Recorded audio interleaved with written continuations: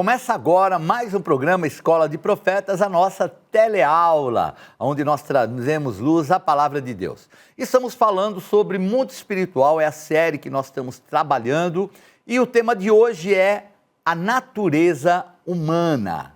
Para nós darmos início ao nosso programa, vamos ler 1 Tessalonicenses, capítulo 5, versículo 23, que diz assim: O mesmo Deus da paz vos santifique em tudo, e o vosso espírito, alma e corpo sejam conservados íntegros e irrepreensíveis na vinda de nosso Senhor Jesus Cristo. Então nós vemos aí, nesse início, a concepção daquilo que é o homem: corpo, alma e espírito. Então o homem é um ser físico e espiritual. Ele é criado pelas próprias mãos de Deus, como nós falamos na última aula, e foi feito à imagem e semelhança. Então, ele é também e essencialmente triuno, ou seja, três aspectos interrelacionados chamados corpo, alma e espírito. O salmista diz no capítulo 8, versículo 5, o seguinte: Fizeste o homem, no entanto, por um pouco menor do que Deus, e de glória e de honra o coroaste. Deste-lhe domínio sobre as obras da tua mão, e sobre seus pés tudo lhe puseste. Então nós vemos a maneira que o salmista coloca a respeito da criação, é a maneira do sentimento de Deus ter criado o homem. Veja que nós, inclusive, trabalhamos muito isso na última aula, falando sobre o formar, como que o homem foi criado, é o termo até dabar, que é criado com as mãos, formado.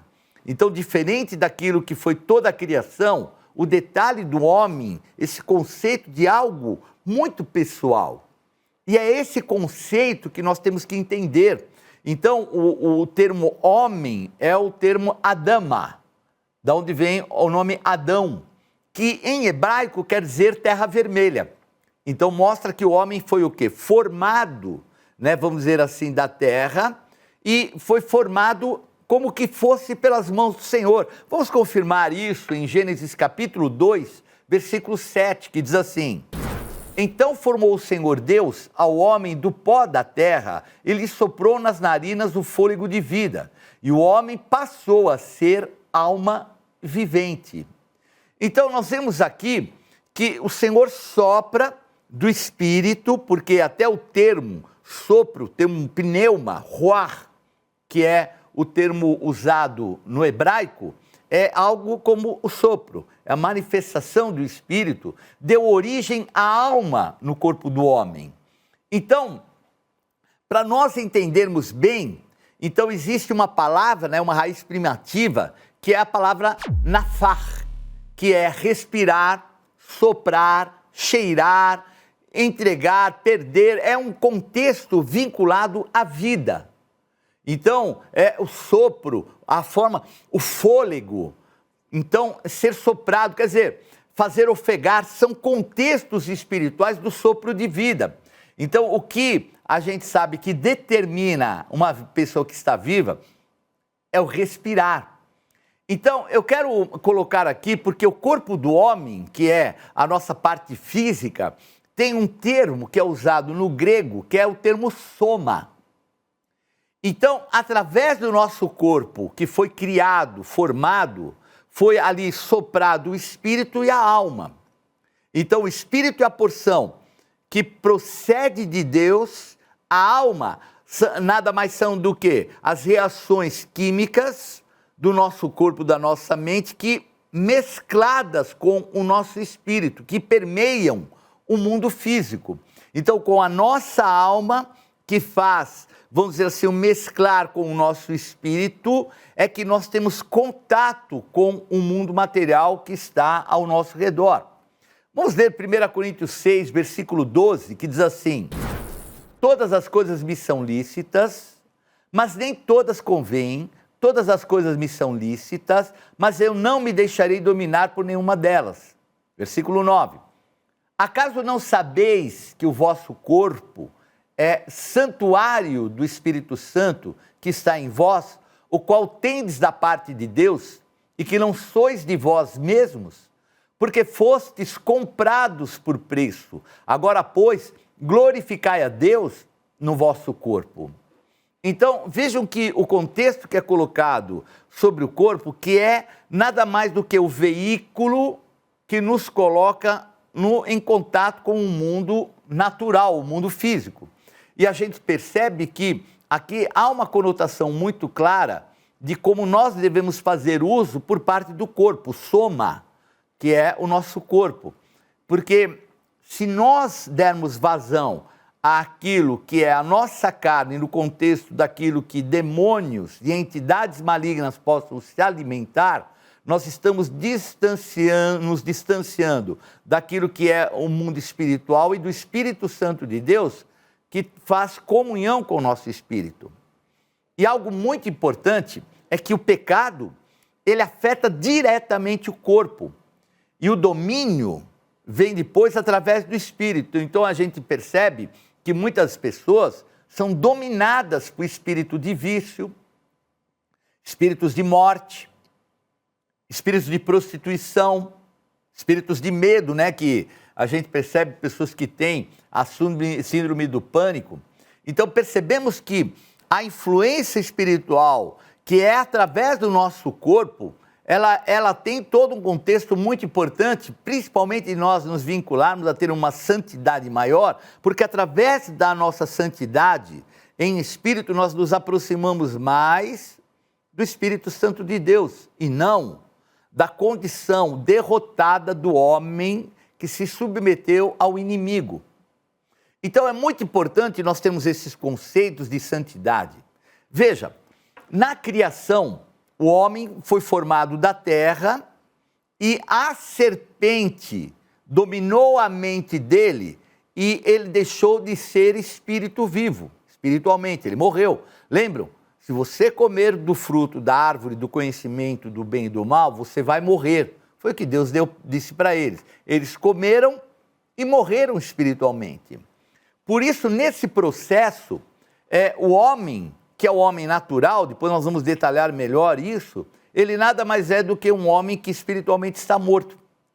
Por isso que nós vemos o Senhor Jesus, quando ele fala para um homem que era um religioso, que seguia as leis dos judeus, a Bíblia, a Torá, tudo aquilo, ele recebe uma informação que ele precisa nascer de novo. Lembram de Nicodemos? O próprio Senhor Jesus, o jovem mestre, vai para Nicodemos e fala: você precisa nascer de novo, você precisa renascer da alma, da água e do espírito. Quer dizer, a água é o símbolo de purificação e do espírito, porque ele estava morto espiritualmente. Mesmo cumprindo com a lei, mas era o quê? Era necessário a manifestação do Cristo, do Filho de Deus, que iria trazer o quê? A restauração da condição espiritual do homem. Vamos ver Romanos capítulo 1, versículo 20, que diz assim: porque os atributos invisíveis de Deus, assim o seu eterno poder, como também a sua própria divindade, claramente se reconhecem desde o princípio do mundo, sendo percebidos por meio das coisas que foram criadas. Tais homens são por isso indesculpáveis, porquanto tendo conhecimento de Deus, não o glorificaram como Deus, nem lhe deram graças. Antes, se tornaram nulos em seus próprios raciocínios, obscurecendo-se-lhes o coração insensato. Inculcando-se por sábios, tornaram-se loucos e mudaram a glória do Deus incorruptível em semelhança da imagem do homem corruptível, bem como de aves, quadrúpedes e répteis. Por isso Deus entregou tais homens à imundícia pelas concupiscências de seu próprio coração, para que desonrem o seu corpo entre si.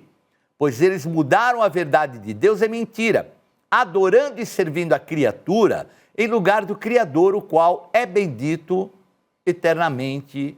Amém. Então, vejam que o processo de degradação do homem é quando ele deixa de buscar as coisas de Deus e começa a buscar aquilo que nada mais é do que criatura.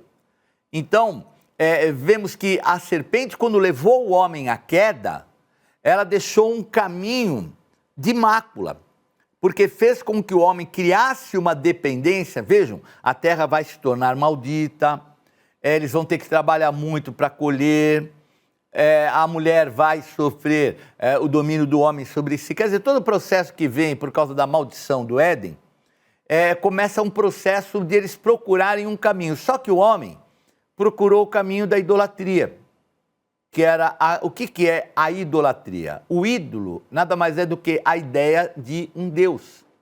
Então, a idolatria nada mais é do que o homem criar um Deus que o satisfaça, um Deus que o obedeça, um Deus que faça aquilo que é a disposição do coração. E a idolatria começa, inclusive, no que eles chamam culto agrário, que nada mais era do que vou orar para que os deuses mandem a chuva, irriguem a terra e o meu plantio possa dar muito fruto. Tanto o homem vinculado a Deus tem esse padrão, quanto o idólatra. Grande diferença, Deus é o Criador. E as outras entidades, muitas vezes cultuadas e buscadas, nada mais são do que uma adoração a si próprio. Então a idolatria é realmente algo que faz com que o homem perca a noção dos valores espirituais e se afaste de Deus. E aqui, na carta aos Romanos, ele fala, mudaram aquilo que era a concepção de Deus por um contexto material, um contexto que vai agradá-lo. E esse processo vai fazendo com que o homem, ele haja mais por instinto, porque ele chega a se tornar, em determinados momentos, como os animais. Lembrando que os animais foram criados, o homem foi formado. E ele fala desse afastamento de Deus, eles vão se tornando cada vez animalescos. E aí é que a gente vê tantas coisas surgirem, as intrigas, o ferir no mundo espiritual, nas próprias famílias, tudo aquilo que a gente sabe que nada mais é do que por terem adorado a criatura no lugar do Criador. E quando se fala criatura, muitas vezes fala, mas eu não adorava o boi, eu adorava o Deus que está por trás do boi. Mas o Deus que está por trás do boi é um Deus que você criou, que você quer que ele faça aquilo que você queira. Então mostra o quê? A idolatria é algo a si mesmo. E a idolatria, o processo de idolatria, começa ali na Torre de Babel. Então vejam que no início, quando os homens começaram a migrar, né, então os 3 filhos de Noé vão dar início a toda a civilização que a gente conhece hoje, e um deles vai dar início à origem daquilo que é a chamada Babilônia. Então um homem poderoso chamado Nimrod fundamenta uma cidade, e eles fazem uma torre, a chamada Torre de Babel. Então agora eles estão todos unidos, têm uma única linguagem, falam a mesma coisa, têm uma unidade, e eles resolvem fazer algo para que o nome deles fique famoso. Vamos fazer uma torre que alcance os céus, para que nós fiquemos famosos. Isso é idolatria. Então já criaram uma estrutura para que o nome deles ficasse acima do nome de Deus. Quem está por trás disso? Nada mais do que a antiga serpente, Satanás, o diabo, que quer o quê? Ocupar o lugar da adoração de Deus. Então isso é bem importante para que a gente entenda esse conceito do mundo espiritual. Bom, vamos a um pequeno intervalo, voltamos já já com mais Escola de Profetas.